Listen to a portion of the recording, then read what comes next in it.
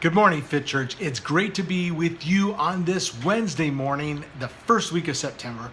And you know what? I want to talk a little bit today about abandonment. And one of the reasons is, having just dealt with my dad's passing, one of the things I struggled with a few months ago when I was over there visiting him at one point was I wondered if he felt like he had been abandoned.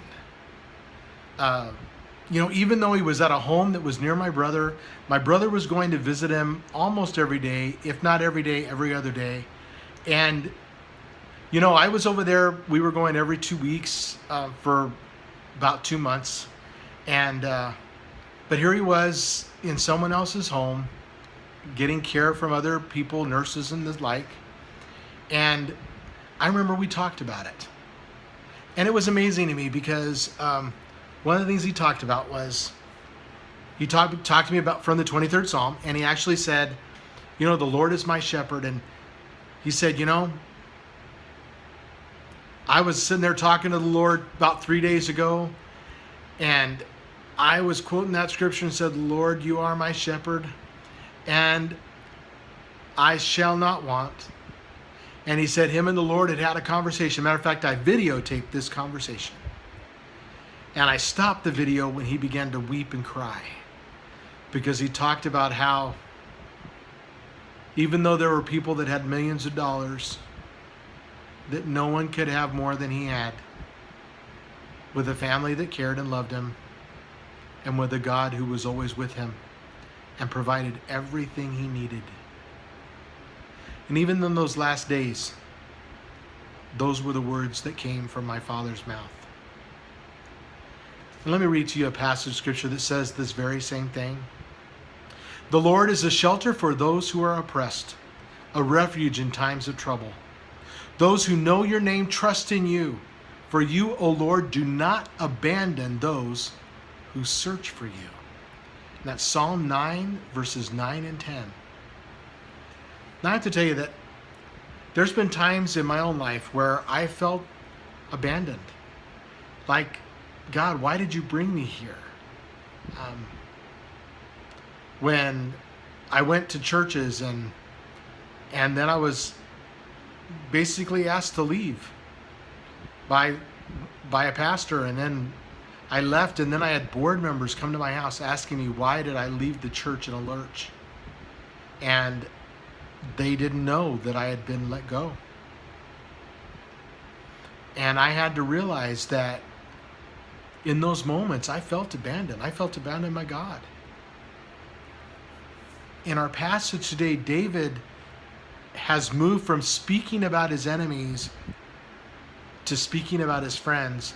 And while David's God is vengeful and dangerous to David's enemies, the God that David worshiped was his shelter. And the term shelter here refers to a refuge or a secure stronghold, a place of rest. And in times of trouble, the oppressed went to the stronghold for safety. And the oppressed know the Lord, and they put their trust in God. And the idea here is of knowing God as a close, personal friend. We can trust in God because he doesn't ever abandon us. And the principle of being a Christian is the same. It doesn't matter if you're a baby Christian or if you've been a Christian all your life. The Lord will never abandon you. It doesn't matter whether you ate unhealthy yesterday. It doesn't matter whether you didn't do any of your walking or didn't drink water and just drank Coke. The Lord will always be your friend. One of the main triggers that drive unhealthy habits is stress. And when we're troubled, when we're oppressed and anxious, we often reach for the release that usually brings peace. And for many of us, that temporary release is food. And what do I reach for? Well, what I used to reach for was chips, cookies, brownies, ice cream, Big Macs, French fries, and the like.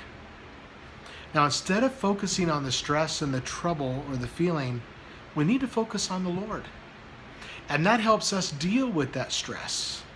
But the reality is, We have to see the Lord as our friend. And abandonment today is a huge issue for believers. Many of us are children of divorce, and whether or not we're actually abandoned by one parent or not, the very act of that parent moving out of our home feels like rejection to a teen or a preteen or a little kid. And they feel abandoned. And while our friends and even our family may abandon us, our God will never, ever abandon us. The Bible is full of examples where God didn't abandon his people. When Moses led the people out of Egypt and the Egyptian army pursued them to the Red Sea, God did not abandon them there, but put up a wall of fire to protect them. Daniel, when he was taken for his worshiping God, and he was thrown into the lion's den, God did not abandon him there, but instead protected him all night long. When Shadrach, Meshach, and Abednego were thrown into the fiery furnace, God did not abandon them there, but kept them safe. And as you work on your health journey and you fight to become healthy, God will not abandon you. Just as he didn't abandon Daniel, just as he didn't abandon Moses, just as he never abandoned David or Shadrach, Meshach, and Abednego. He will never abandon you. As you move away from diabetes and high blood pressure and the other illnesses that unhealthy living propagate in our lives, God does not abandon us.